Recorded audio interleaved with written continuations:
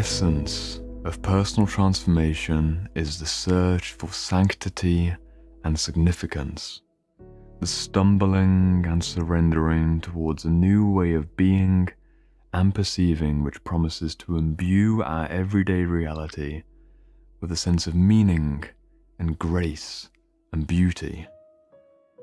So what's the secret of this search? I would argue that it's sacred space, because sacred space is the way that we self-initiate and contain our sense of forward momentum within clear boundaries on a long timeline. You see, one of the big mistakes when it comes to sacred space is to think that it's only about the ritual or religious environment. It's only about the cathedral, the church, the collective initiation, the tribal moment, or the weekend workshop, or perhaps the full moon ritual. Whereas the deeper understanding of sacred space is the attempt to access both the long-term and the short-term energetic current which is in a working journey. What do I mean by this? I mean a sense of re-accessing sanctity as a multi-year, lifelong commitment to live within sacred space. Sure, there are rituals here and there, full moons, new moons, weekend workshops, sexual embraces that are more sacred than other non-sacred moments. But that's the secret to sacred space. So in this video, I'm going to expand upon this definition a little more, give you a broader definition of what it means to create sacred space. I'm then going to go into, I suppose, not a definite structure of how to set up sacred space, but the general principles of how to start working with sacred space for self-healing and self-transformation. And then finally, I'm going to warn you about the dangers of becoming a sacred space junkie, becoming an addict to liminality, which is a huge shadow in the New Age space in particular. But let's begin with definitions. What is sacred and what is not sacred? Well, within the conventional literature, of which today's Inner Work Essential points towards, it is the Archetype of Initiation by Robert Moore. I'd show you the cover, but the cover's a hardcover, and I hate dust jackets, so there's no pretty picture. Archetype of Initiation by Robert Moore, he explores this in far more detail. It's today's Inner Work Essential. Sacred space is about intentionality. It's about intentionality, religiosity, either in a literal or subconscious sense, some element of metamorphosis, crucially with two intentions: to cross us through a transitional moment from boyhood into adulthood, from single life into married life, from life into death. And it's about boundaries and containers. Think of the conventional sacred space rituals. For women, traditionally, historically, one sacred space rite of passage would be the oncoming of menstruation, or getting married, or having a child.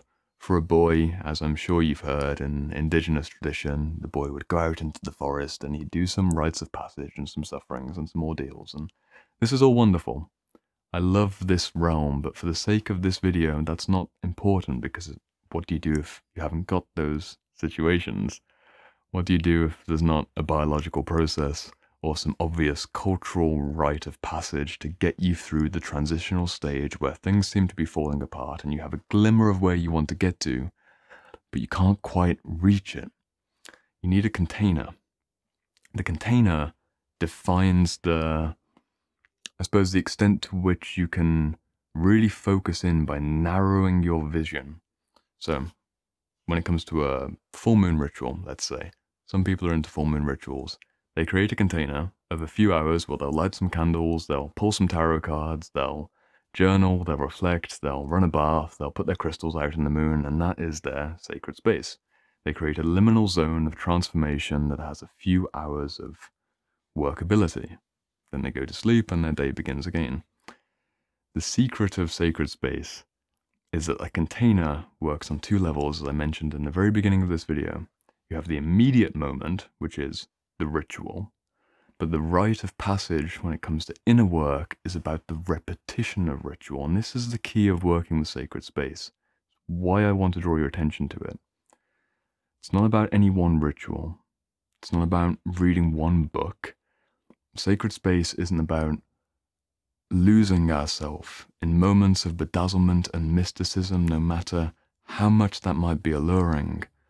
It's about the commitment to sanctity on a longer timeline.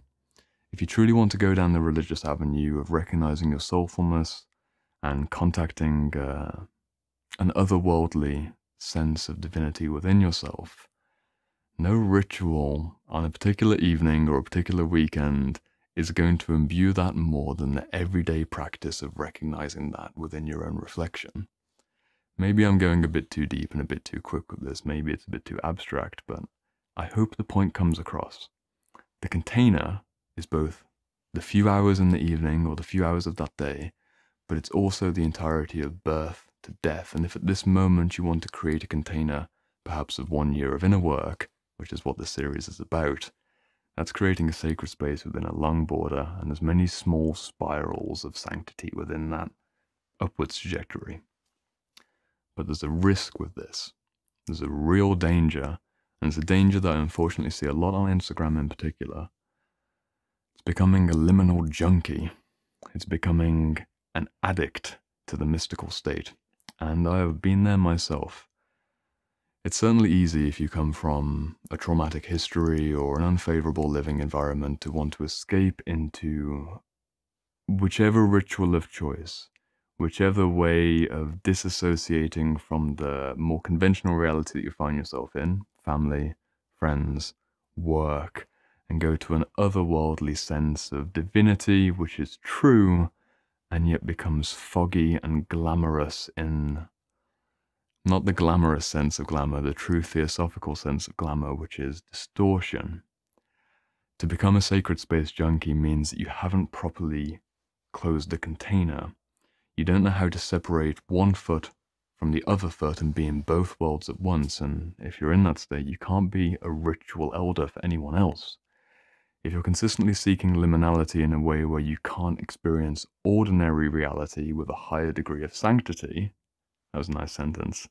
If you can experience ordinary reality with a higher level of sanctity, you can have these peak moments of sacredness to support yourself and to support other people, and then step back from it without being foggy and lost, remaining a sense of sober groundedness. And I think that's the key that we're missing.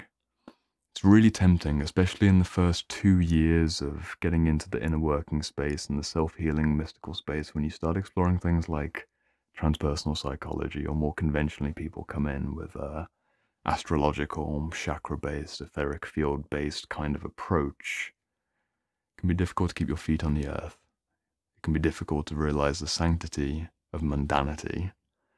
But if you want to go far, it's about very mundane things like reading books, showing up to work, keeping your life in order, being able to enjoy food and enjoy everyday sensations in addition to the flight towards something more.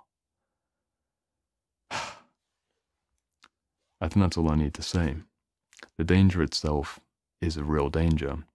If you don't contain the boundaries, you might find yourself in an emergency, perhaps a spiritual emergency.